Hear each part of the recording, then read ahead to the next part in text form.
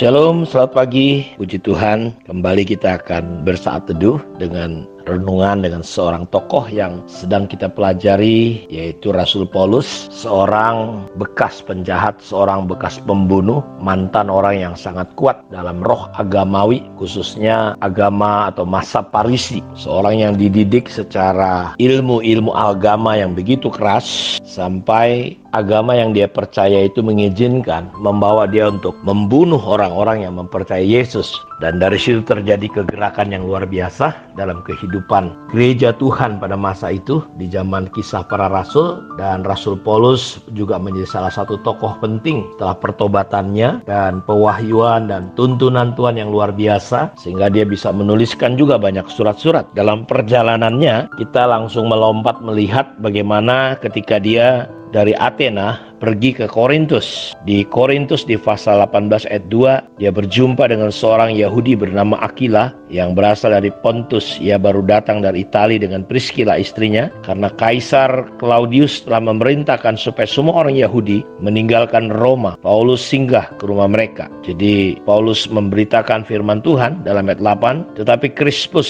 kepala rumah ibadah itu, menjadi percaya kepada Tuhan bersama-sama dengan sesi rumahnya, dan banyak dari orang-orang Korintus yang mendengarkan pemberitaan Paulus menjadi percaya, dan mereka memberi diri mereka dibaptis. Kita melihat bagaimana pergerakan yang terjadi, pelayanan yang Paulus lakukan, Bapak Ibu, di Korintus. Makanya kita tahu ada surat 1 dan 2 Korintus. Nah, kalau kita melihat kepada gereja di Korintus, jadi dia juga termasuk yang membuka, merintis dari mulai Priscilla dan Aquila, seorang Yahudi yang akhirnya percaya kepada Tuhan. Dari sana gereja ini berdiri. Makanya ada jemaat atau gereja Korintus. Dan kita ingin mempelajari bagaimana ajaran atau prinsip yang Tuhan taruhkan di gereja Korintus yang Paulus sendiri layani. Dalam 1 Korintus 4 ayat 9-15, sebab menurut pendapatku Allah memberikan kepada kami para rasul tempat yang paling rendah, sama seperti orang-orang yang telah dijatuhi hukuman mati, sebab kami telah menjadi tontonan bagi dunia,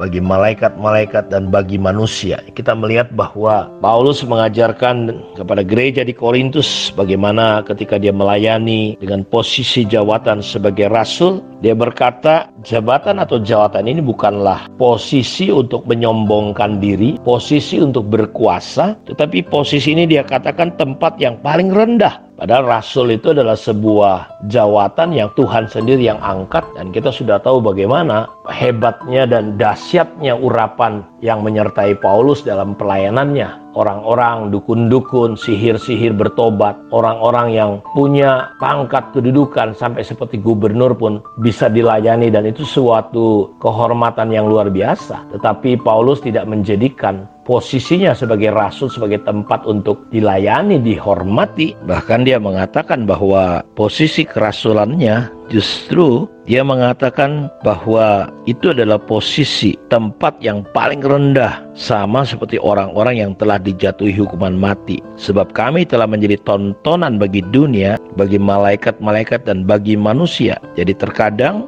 ketika kita menjalani jalan-jalan Tuhan, dunia begitu memandang sepele, enteng, menghina. Jadi nggak usah heran dalam perjalanan kita, Bapak Ibu, kalau kita mengalami banyak hinaan. Bahkan kalau kita baca terus ayat ini, kami bodoh oleh karena Kristus, tetapi kamu arif dalam Kristus. Jadi ketika kita melayani, kita seperti kayak orang bodoh karena Kristus. Orang-orang yang kita layani menjadi arif dalam Kristus. Kami lemah, tetapi kamu kuat. Kamu mulia, tetapi kami hina. Sampai pada saat ini kami lapar, haus, telanjang, dipukul, dan hidup mengembara. Kami melakukan pekerjaan tangan yang berat. Kalau kami dimaki, kami memberkati. Kalau kami dianiaya, kami sabar. Kalau kami difitnah, kami tetap menjawab dengan ramah. Kami telah menjadi sama dengan sampah dunia, sama dengan kotoran dari segala sesuatu sampai pada saat ini. Sudah bisa bayangin, seperti sampah, seperti kotoran. Tetapi apa yang dianggap bodoh oleh dunia, dunia memandang kita berbeda dengan Tuhan memandang kita. Jadi dunia memperlakukan kita, Paulus berkata, sampai seperti kayak sampah, kayak kotoran, kayak keset. Tetapi di mata Tuhan luar biasa sekali. Sampai dia berkata, ketika dimaki, dia memberkati. Dia niaya, kita tetap sabar. Kami difitnah, kami tetap menjawab dengan ramah. Kami telah menjadi sama dengan sampah dunia, sama dengan kotoran dari segala sesuatu. Sampai pada saat ini, hal ini kutuliskan bukan untuk memalukan kamu, tetapi untuk menegur kamu sebagai anak-anakku yang kukasih. Sebab sekalipun kamu mempunyai beribu-ribu pendidik, dalam Kristus kamu tidak mempunyai banyak bapa. Karena akulah yang dalam Kristus Yesus telah menjadi bapakmu oleh Injil yang kuberitakan kepadamu. Jadi kita melihat bahwa dalam pelayanan Rasul Paulus tidaklah mudah. Semua seperti terbalik, semua seperti tidak yang dipikirkan. Kalau secara daging ya, secara pemikiran manusiawi ya sudahlah, kita nggak berpikir seperti itu. Makanya penting sekali kita punya pemahaman tentang pengiringan perjalanan hidup kita lewat kisah-kisah para rasul, kisah-kisah Said-Said Tuhan ini, untuk kita punya pandangan yang benar.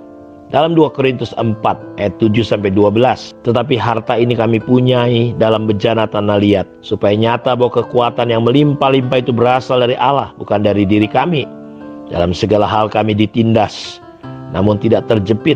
Kami habis akal, namun tidak putus asa. Kami dianiaya, namun tidak ditinggalkan sendirian. Kami dihempaskan, namun tidak binasa. Kami senantiasa membawa kematian Yesus dalam tubuh kami, supaya kehidupan Yesus juga menjadi nyata dalam tubuh kami. Sebab kami yang masih hidup ini terus-menerus diserahkan kepada maut, karena Yesus, supaya juga hidup Yesus menjadi nyata di dalam tubuh kami yang fana ini. Maka demikianlah maut giat di dalam diri kami, dan hidup giat di dalam kamu. Jadi sasaran kita cuma satu. Kita melihat hidup dan mati kita memuliakan Tuhan.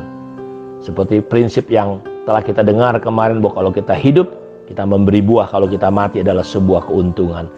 Dan dengan apa yang saudara dengar, Bapak Ibu dengar tentang Rasul Paulus dalam pelayanannya, ini bisa meneguhkan, menguatkan, menghibur kita, bahwa kita jangan sampai punya pola pikir dunia lagi, tapi kita pola pikir Kristus. Sehingga ketika kita menghadapi penghinaan, kita direndahkan oleh dunia ini, kita nggak usah tersinggung, nggak usah marah, karena kita tahu itulah jalan supaya Kristus semakin nyata dalam kehidupan kita.